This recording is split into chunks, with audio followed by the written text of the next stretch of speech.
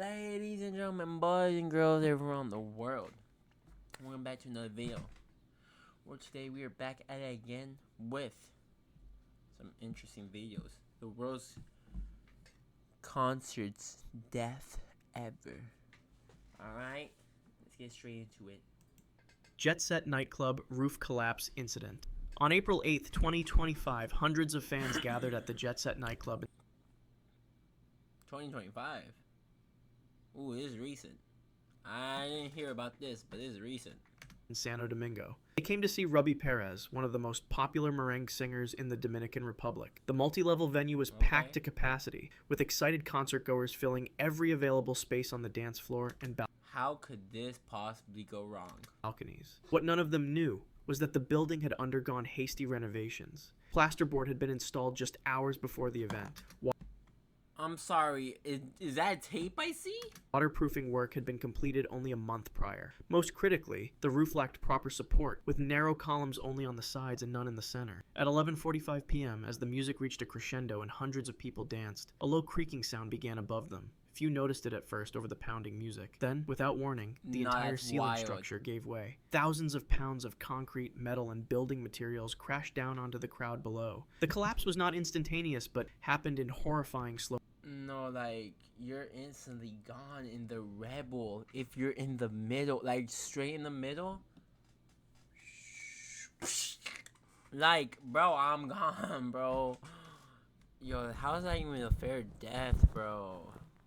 Come on, bro. I was just trying to have a good time. Motion. Those directly underneath had no chance to escape. Bodies were instantly crushed under the massive weight. God. Others found themselves trapped in pocket spaces, alive but pinned by debris. The final death toll reached 220 people, with more than 180 others suffering catastrophic injuries. Many victims died not from the initial impact, but from slow suffocation, as their chest cavities were compressed under the weight of the debris. Rescue workers described finding victims still clutching drinks or holding up their phones to record the concert. Later investigations revealed the nightclub owners had received multiple warnings about the roof's structural integrity, but had chosen to ignore them to avoid costly repairs. And that's what happens when you don't listen to the manufacturer. Minute concert disaster incident. On October 17th, 2014, thousands of K-pop fans gathered in Seongnam, just outside of Seoul, for an outdoor concert by the popular girl group 4 Minute. The free event was held near a busy shopping district, drawing massive crowds of young people eager to see their idols perform. As the venue filled beyond capacity, some fans looked for better vantage points. A group of approximately 20 to 30 spectators noticed a raised ventilation grate that offered an unobstructed view of the stage. The metal grate was part of a ventilation shaft that dropped more than 10 meters straight down. It was never designed to support human weight, especially not dozens of people at once. As 4 Minute took the stage and began their performance, more fans crowded onto the grate. The thin metal cover began to bow under their combined weight. Some witnesses later reported hearing a metallic groaning sound, but in the excitement of the concert, no one paid attention. At 5:53 p.m., with no warning, the grate suddenly gave way. In an instant, 27 people plummeted into the darkness below. Their screams were drowned out by the music as they fell more than 10 meters, the equivalent of a 3-story building. Those who fell first hit solid concrete at the bottom of the shaft. Those who fell seconds later landed on top of them. Oh my god, I was about to say right now. Bro, okay, who would I want to be though? Would I want to be alive, have injury, and most likely trauma, huh? Alright, as I was rudely interrupted. You're landing, okay, would I rather have trauma or die? 10 meters, that's like what, 15 seconds of me thinking, oh, well, this is how I die. Now, is it instant death? No, it's not instant death. It is not gonna be instant death, bro. 10 meters, I don't think that's gonna kill me, bro. If anything, that's gonna hopefully knock me out. If not, broken legs. I'm there, just, oh my god, it fucking hurts. I'm just there weeping for help. Yeah, no, I think I'd rather die than be alive and have trauma. Yeah, no, I want instant death. Instant. Top of them. The impact was devastating. 16 people died from catastrophic injuries. Their bodies broke. Yo. Oh my god, wait. These are all, these are probably mostly teenagers Oh my god, the trauma on this is gonna be insane. Broken by the fall. Many suffered compound fractures where bones pierced through skin. Others experienced severe internal bleeding. Seeing that, you can't go back. Seeing a bone sticking out of someone, after you see that, there's no going back. There is no going back. And crushed organs. On stage, the performance continued for several minutes before anyone realized what had happened. By then, the ventilation shaft had become a mass grave of broken bodies. The station nightclub fire incident. How many died? No other information? Alright, okay. The station nightclub fire incident. On February 20th, 2003, the station nightclub in West Warwick, Rhode Island, was packed with nearly 500 rock fans. They had come to see the band Great White perform. The small venue was dimly lit with a low ceiling and limited exits. Its walls were lined with polyurethane foam, a cheap soundproofing material that had never been treated with fire-retardant chemicals. The foam was highly flammable, but neither the band nor the crowd knew the danger surrounding them. At 11:07 p.m., as Great White took the stage, their tour manager set off a series of pyrotechnic gerbs, shooting sparks into the air as part of the show's opening. The sparks, which reached temperatures of over 1,200 degrees, immediately ignited the foam on both sides of the stage. At first, some audience members thought the flames were just part of the show. Within 30 seconds, the fire spread across the entire wall behind the stage. Lead singer Jack Russell noticed the growing flames and stopped the performance. By then, it was already too late. The fire moved with terrifying speed, racing across the ceiling at over 15 feet per second. I thought he was about to be a hero right now. He was about to be like, alright, everyone, we gotta chill out. Everyone, single file line, walk away. Dense, toxic black smoke filled the room within 1 minute. The temperature rose to over 1,000 degrees. Panic erupted as hundreds of people rushed toward the main entrance. Bodies piled up at the door, creating a human blockade that made escape impossible for those behind. Many victims died while still on their feet, pressed together so tightly they couldn't fall. Others collapsed from smoke inhalation, their lungs seared by the toxic fume. 100 people perished, including Great White guitarist Ty Longley. Medical examiners later found that most victims died not from burns, but from cyanide poisoning caused by inhaling the burning foam. Altamont Free Concert stabbing incident. On December 6, 1960, by inhaling the burning foam. Altamont Free Concert. What is this image? Why does he have a gun? Okay, wait. Did he just win a knife fight? A gunfight with a knife?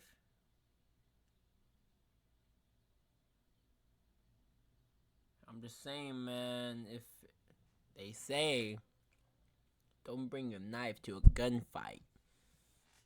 In this case, it worked otherwise. Stabbing incident. On December 6th, 1969, the Altamont Speedway in California hosted a free concert headlined by the Rolling Stones. The event was meant to be the West Coast's answer to Woodstock, a celebration of peace and music for 300,000 fans. But one decision would turn the day into a nightmare. The concert organizers hired members of the Hells Angels Motorcycle Club as...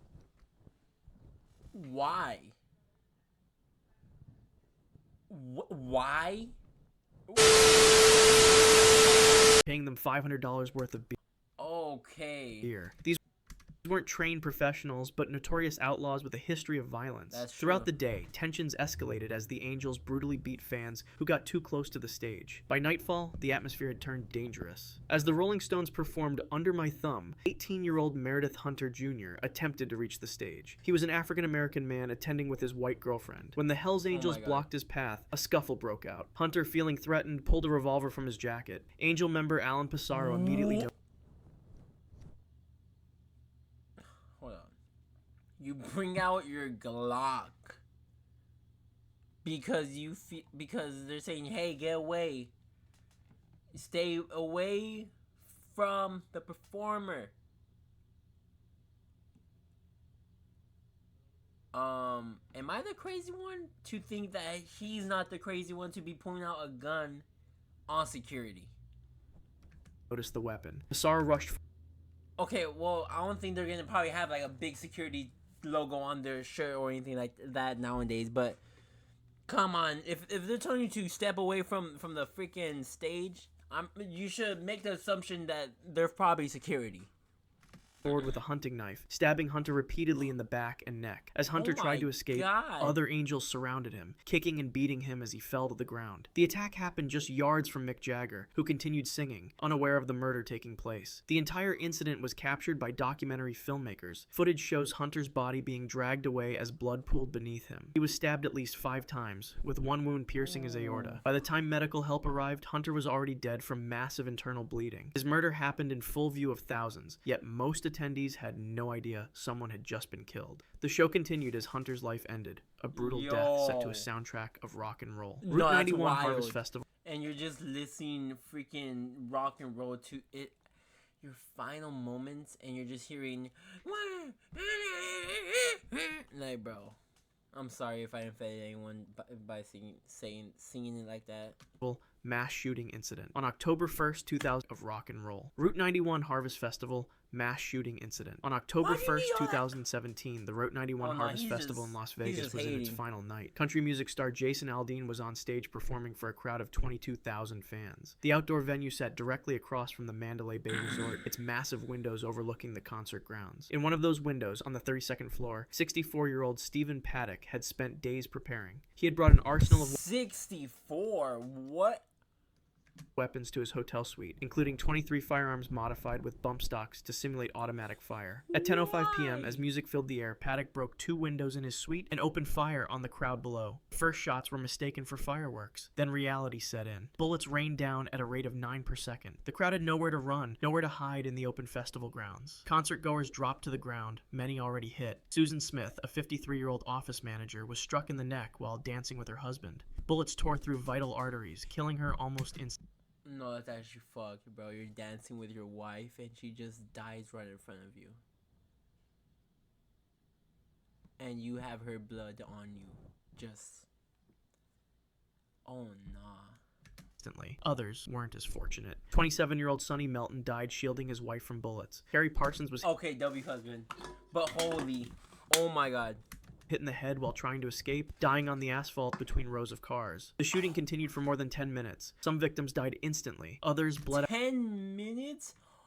Out slowly. Holy, there was how many? 22,000? Yo, nah, he definitely hit like a 100 kill, bro.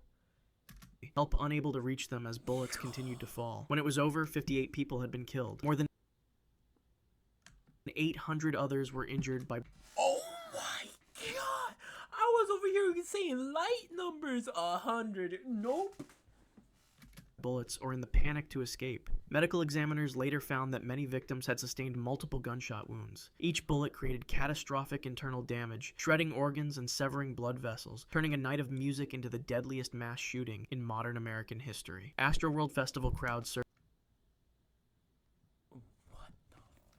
incident. On November 5th, 2021, 50,000 fans gathered at NRG Park in Houston, Texas for rapper Travis Scott's Astroworld Festival. The event my god, this one had sold out within minutes of tickets going on sale. By nightfall, the crowd was densely packed, waiting for the headliner to take the stage. Many had been standing... I almost forgot about the Travis Scott concert. ...for hours in the... he just had to bring it up. He just had to. Texas heat. Security measures were already failing. Earlier that day, hundreds of people had broken through entrance gates, bypassing security checkpoints. By 8:30 p.m., medical staff had treated dozens for heat exhaustion and dehydration. These were just warning signs of what was to come. At 9:06 p.m., when Travis Scott began his performance, the crowd surged forward. Those in front were instantly compressed against metal barricades. Behind them, thousands more pushed forward, creating a human wave that no one could resist. People began to fall. Once someone went down, others toppled on top of them. The pressure built to catastrophic levels. In the center of the crowd, people were packed so tightly that their lungs couldn't expand. Medical experts call this compressive asphyxia, death by crushing. Victims remain conscious as their... oh shit, I didn't know it was that bad. Holy, wait, what?